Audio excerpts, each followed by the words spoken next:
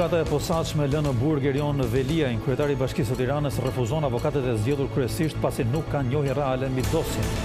Kryeministri Rama deklaron se zhvendosja e kadastrës së Vlorës në Tiranë nuk cënon shërbimet për qytetarët të shkoa që të gjitha veprimet të kryen vetëm online. 4 persona arrestohen për trafik të armëve nga Kosova. Baza e grupit kriminal ishte në periferi të Tiranës, sekuestrohen automatik dhe pistoleta. Bllokohet rruga kombëtare e Librazh dhe Qafstan, një masiv dheu dhe gurësh paralizon plotësisht lëvizjen e të dy anët. Qindra makina mbeten në pritje.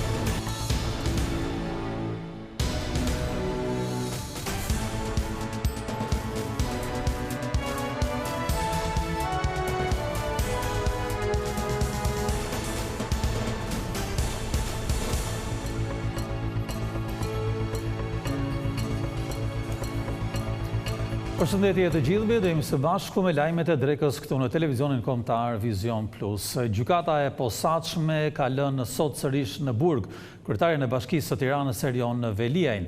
Gjatë seancës këtë të diele, Veliaj refuzoi të mbrojë nga avokatët e zgjedhur kryesisht nga gjykata. Sipas tij, asnjë person i tillë nuk mund ta realizojë mbrojtjen e duhur pasi nuk ka një njohje reale mbi dosjen voluminoze. Kryetari i Bashkisë së Tiranës Erion Veliaj do të vijojë të qëndrojë në masën arrest me burg pasi gjykata e posaçme kundër korrupsionit dhe krimit të organizuar rrëzoi kërkesën e tij për një masë më të butë. Veliaj ishte vetë i pranishëm në seancë së bashku me 2 prokurorët e SPAK, Altin Dumani dhe Olz Dado.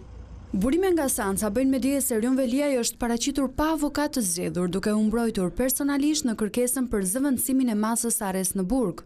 Ai ka refuzuar avokatin e caktuar kryesisht nga gjykata dhe ka kundërshtuar çdo formë mbrojtje, duke argumentuar se avokati nuk ka njohje reale mbi dosjen penale dhe se një përfaqësim i tillë është në kundërshtim të plotë me interesat dhe strategjinë e tij të mbrojtjes. Veliaj ka këmbgulur se realizimi i së drejtës për të njohur me akte dhe për të ndërtuar vetë mbrojtjen e tij përbën një shkak autonom dhe thelbësor për zëvendësimin e masës arrest në burg, duke theksuar se asnjë avokat, sado mirë të njohë dosjen, nuk mund të ndërtojë një mbrojtje reale pa bashkëpunim të plotë me të pandehurin dhe pa njohjen e drejt për drejt personale të çështjes. Ndërkohë, pas përfundimit të seancës, avokati që ishte në sallë, Sokol Gjermeni, tha se ai kërkoi ndryshimin e masës duke nënvizuar se hetimet kanë përfunduar dhe nuk ekzistojnë më kushtet ligjore për mbajtjen e Veliajit në arrest. Pavarësisht se kanë mbaruar hetimet, provat përsëri mund të manipulohen. Pra. Ky ishte logjika e prokurorisë që ne nuk jemi dakord me këtë logjikë, për shkak se edhe një vendim njësues i fundit i gjykatës lartë kolegjit penal ka thënë se provat, sidomos ato shkresore, janë të tilla që nuk mund të ndryshohen, pra, në ndryshim nga provat të tjera të tipit të gjalla, që janë me dëshmitar. U kërkua garancia pasurore, kërkuan disa masa, detyrim paraqitjes 5 herë në javë, garancia pasurore, ndarimi daljes jashtë shtetit, pra të gjitha masa që janë përshtatshme për të mbarvajtur pra hetimin që personi mos largohet, megjithëse këto rreziqe që janë iluzionare, pra këto nuk ekzistojnë, por në sy gjykata nuk mendon kështu. Prokuroria e posaçme kundër korrupsionit dhe krimit të organizuar përfundoi hetimet në 10 shtator 2025 dhe dërgoi për gjykim kryetarin e Bashkisë së Tiranës Erion Veliaj që u arrestuar në 10 shkurt 2025. SPAK ka renditur ndaj Veliajit 5 akuza: korrupsion pasiv, pastrim parash, mos deklarim pasurie, shpërdorim detyre dhe futje e sendeve të palishme në burg. Edhe bashkëshortja e tij Ajola Xoxa akuzohet nga SPAK për korrupsion pasiv në 9 raste, në lidhje me subjekte tregtare dhe organizata jo fitimprurse. Zhvendosja e kadastrës së Vlorës në Tiranë sipas kryeministrit Edi Rama nuk do të cënojë shërbimet për qytetarët. Rama deklaroi se të tjera zyra hipotekore do të kalojnë nga rrethet drejt kryeqytetit. Kryeministri siguroi se sot është koha që të gjitha veprimet të kryen online. Kryeministri Edi Rama shfrytzoi podcastin e përjashëm për të sqaruar arsyet pse u zhvendos kadastra e Vlorës në Tiranë. Rama theksoi se ky vendim nuk prek shërbime ndaj qytetarëve, duke lajmëruar lëvizjen e hipotekave të tjera nga bashkitë drejt Tiranës. E nesërmja e afërt jo largët e kadastrës është një shërbim si plot shërbimet e tjera, pas portele, por me akses në çdo shërbim si një drejt themelore dhe një drejt që merret përmes celularit, që merret përmes kompjuterit më të afërt dhe që nuk ka asnjë lidhje me vendodhjen e zyrës. Rama foli për modernizimin e hipotekës ku dokumentat merren online.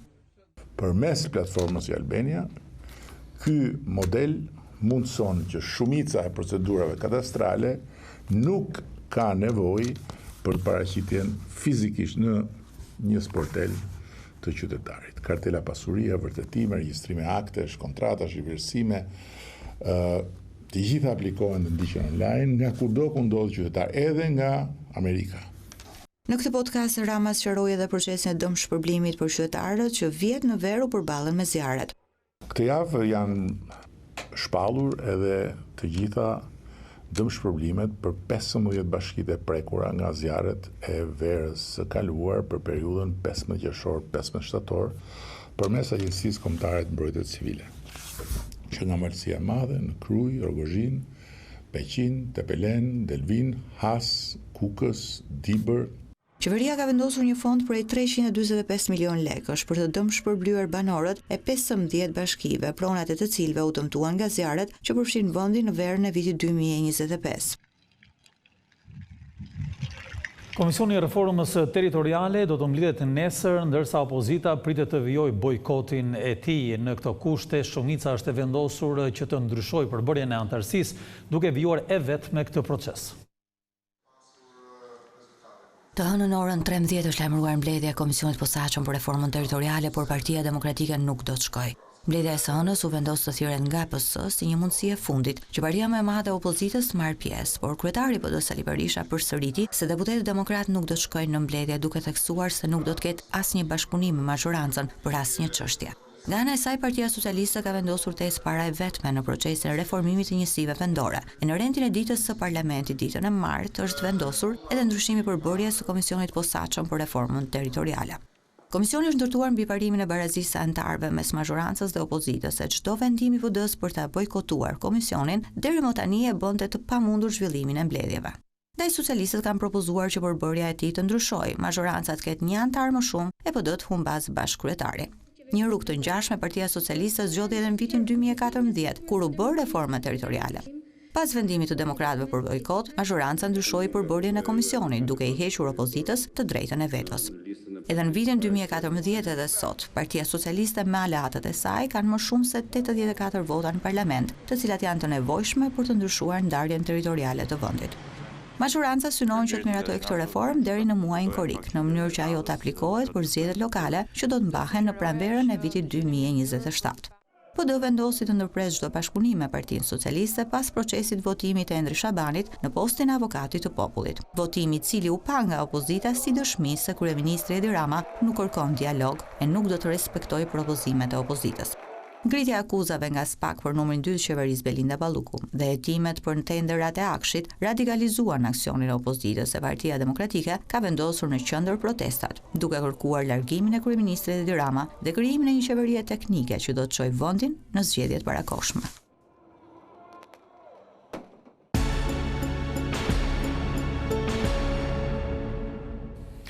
Katër persone në arrestuar nga policia në akuzën e trafikut të armëve. Ata kishin krijuar një bazë në periferi të Tiranës për automatikët dhe pistoletat që isillin nga Kosova. Më pas këto armë u shiteshin grupeve kriminale në vend. Një grup kriminal që trafikonte dhe shiste armë zjarri nga Kosova në Shqipëri është goditur nga policia pas një hetimi 2 mujor me metoda proaktive. Operacioni koduar lockdown u finalizua nga Komisariati i Policisë nr. 3 në bashkëpunim me Prokurorinë e Tiranës, duke çuar në arrestimin e 4 shtetasve të dyshuar si pjesë e rrjetit kriminal. Në pranga kanë rënë shtetasit Gloris Nezaj 39 vjeç, Rezar Rumi 48 vjeç, Kelvin Caushi 49 vjeç dhe Ardian Caushi 45 vjeç. Të gjithë banues në Tiranë. Sipas hetimeve, grupi siguronte armë zjarri kryesisht nga Kosova, e më pas i sillnin në Tiranë ku modifikoheshin, montoheshin dhe magazinoheshin në një ambient të posaçëm në zonën e Selitës për të shitur më pas në tregun e zi. Gjatë kontrolleve në ambientin e përshtatur dhe në banesat e të arrestuarve, policia ka sekuestruar 8 armë zjarri, mes tyre 5 pistoleta dhe 3 automatik, një armë gjahu dhe pjesë të ndryshme armësh. Materialet e sekuestruara dyshohet se përdoreshin për veprimtari kriminale dhe për shmangjen e kontrollit nga forcat e rendit. Prokuroria po vijon hetimet pasi dyshohet se ka persona të tjerë të përfshirë në këtë rrjet të trafikut të armëve. Rruga kombëtare drejt juglindjes është bllokuar plotësisht nga rrëshqitja e dherave dhe gurve në fshatin Dragostunj afër Librazhdit. Qindra makina kanë mbetur në dy anët pa patur asnjë mundësi për të lëvizur. Autoritetet kanë ndërhyrë menjëherë për të zhbllokuar rrugën, ndërsa një grua e sëmur është transportuar me barel përmes lumit. Qarkullimi në aksin Librazhd-Qaftan është bllokuar plotësisht pas rrëshqitjes së një masivi dheu dhe gurësh.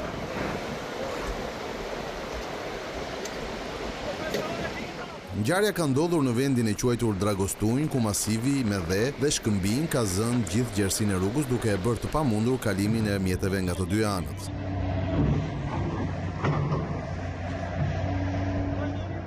Shërbimet e policisë rrugore ndodhen në zonë dhe bashkë me firmën kontraktore të mirëmbajtjes së rrugëve po punojnë për pastrimin në një kohë sa më të shpejtë të aksit rrugor me qëllim fillimin e lëvizjes së automjeteve. Por ndërkohë, të gjithë ata që duan të udhëtojnë në drejtim të Korçës dhe Anasjelltas duhet të shmangin lëvizjen deri në njoftimin e dytë për hapjen e rrugës. Bllokimi i këtij aksi ka sjell rradh të gjata të makinave, në mesin e të cilave ishte edhe një ambulancë e cila po transportonte një pacient të sëmur. Gruaja po dërgohej drejt spitalit Elbasanit, ndërsa stafi mjekësor ka ndërhyrë duke e nxjerrë me barel nga ambulanca dhe duke e kaluar në anën tjetër të rrugës përmes lumit pranë aksit, për të vazhduar transportin dhe për t'i dhënë ndihmën e nevojshme. Shkaki i rrëshqitjes së dherave besohet se janë bërë punimet për hapjen e rrugës së re drejt juglindjes në pjesën e sipërme të aksit aktual kombëtar. Dëbora ka mbuluar sërish juglindjen e vendit duke sjellë probleme kryesisht në zonat e thella malore. Të gjitha rrugët janë në fakt të hapura, megjithatë policia këshillon shoferët të përdorin zinxhirët në disa akse. Në juglindje të vendit janë rikthyer rreshtet e dëborës. Rreshtet kanë qenë më të dendura në zonat malore ku trashësia e dëborës ka arritur nga 15 deri në 20 cm.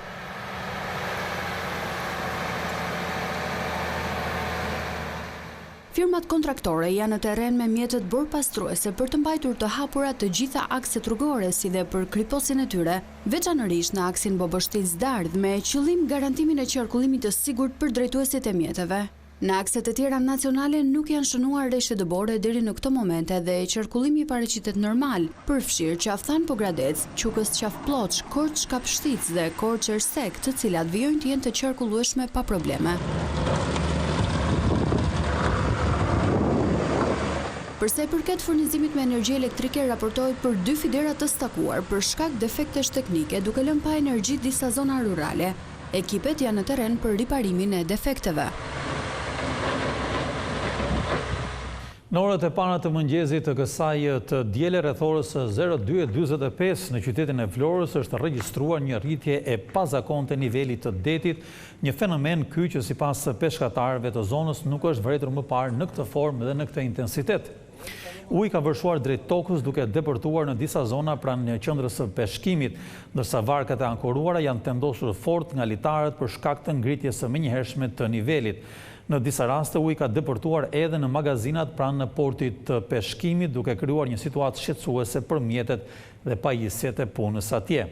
Sipas dëshmive të peshkatarëve, rritja ka qenë më e madhe se baticat e zakonshme. Ata shprehen se nëse kjo situatë vijon, ekziston rreziku që uji të dalë në rrugë dhe të shkaktojë dëme të mëtejshme.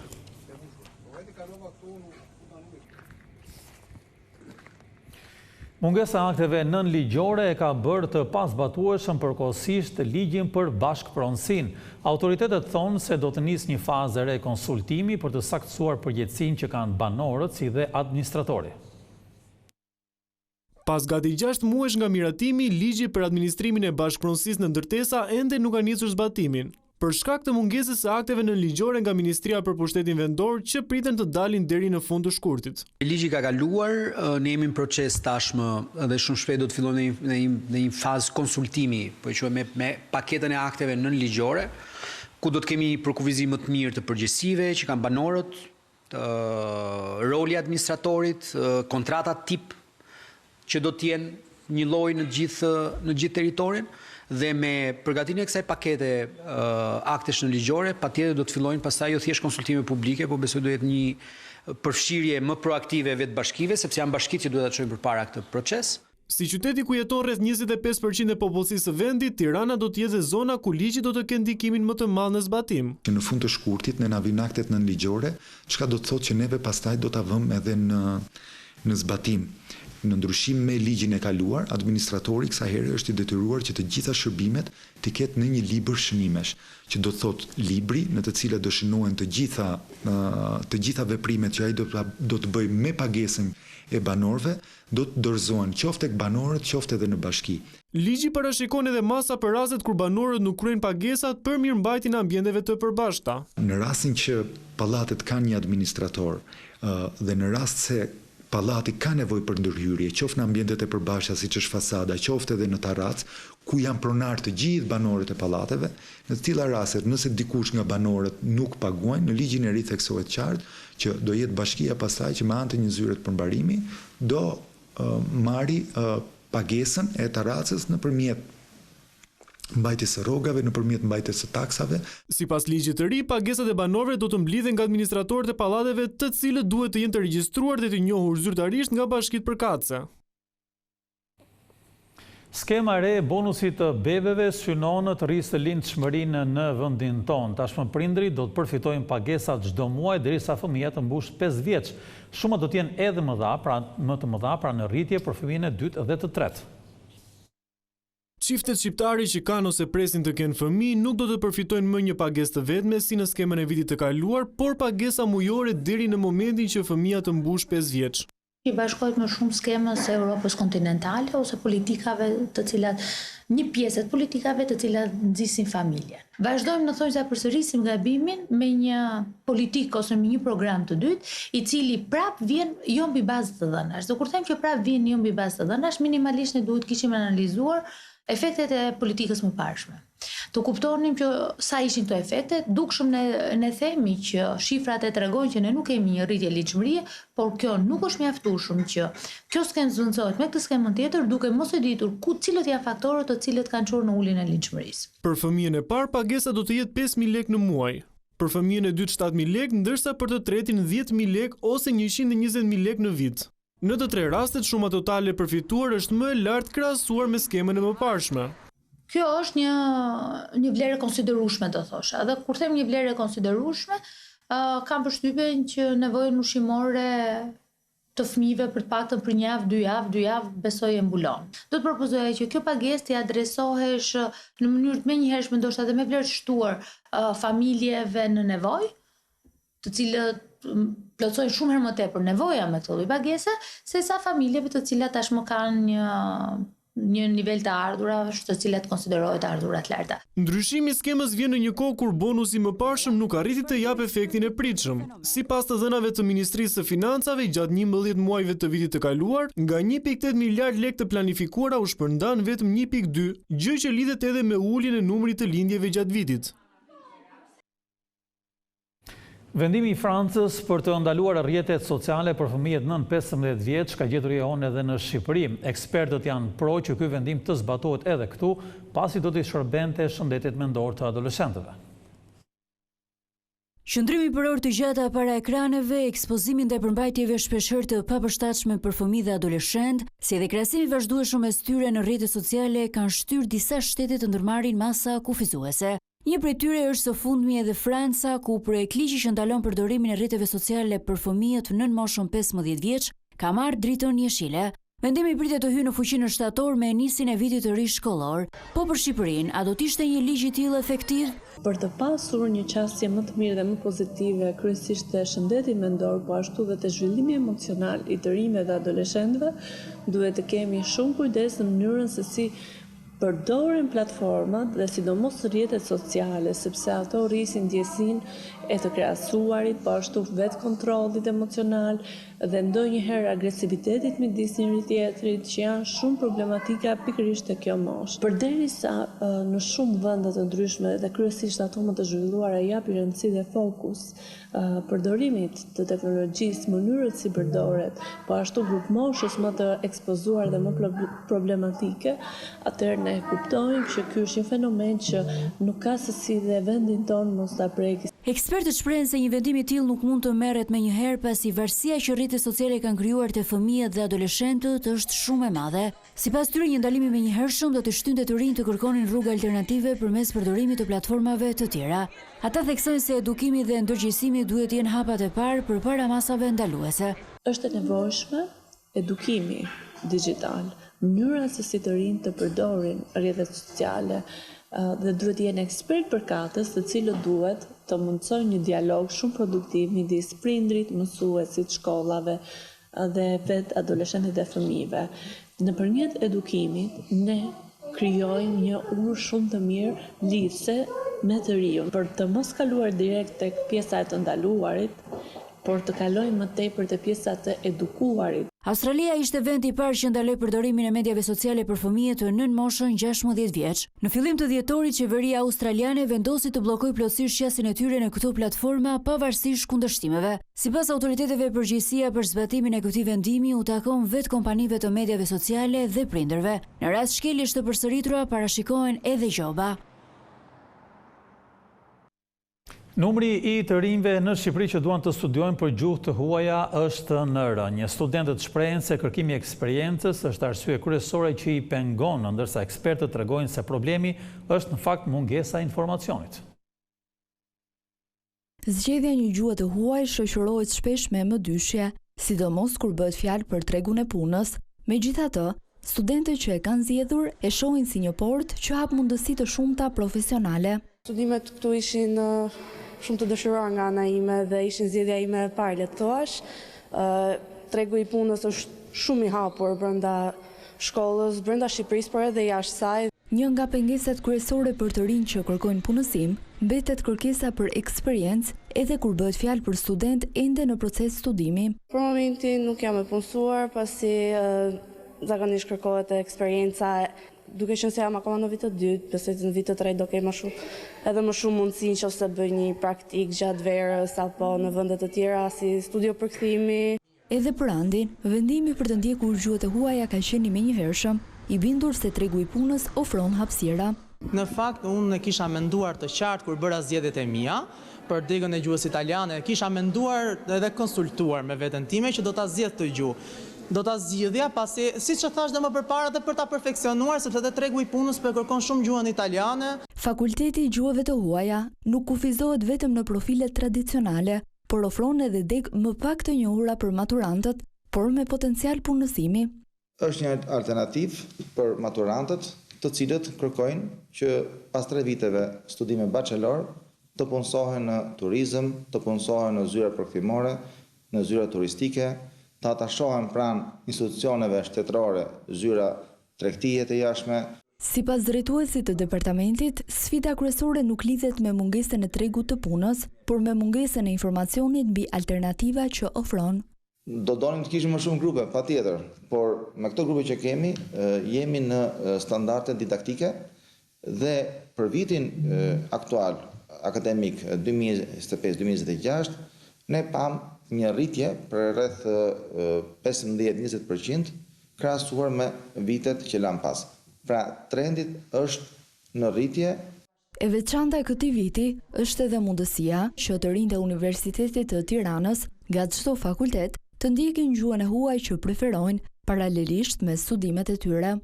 Disa gjuhë të fakultetit tashmë kanë marrë statusin gjuhë si lëndë ekstrakurrikulare, që do thotë studentët e Universitetit të Tiranës kanë të gjithë të drejtën që të zgjedhin një nga gjuhët që ofron departamenti ynë, por edhe FGH-ja, dhe të mësojnë të gjuhë për një semestër, për 2 semestra, sipas dëshirës, dhe në fund në diplomën e tyre, në listën e notave, do të shënohet sipas nivelit që ai e ka ndjekur këtë gjuhë.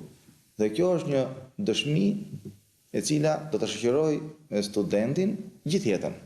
Sipas raportit të Qendrës së Shërbimeve Arsimore, për vitin akademik 2024-2025, nga numri total prej 21.526 studentësh të regjistruar, rezulton se 484 ndjekin programet e gjuhëve të huaja, ku Universiteti I Tiranës numëron 316 student.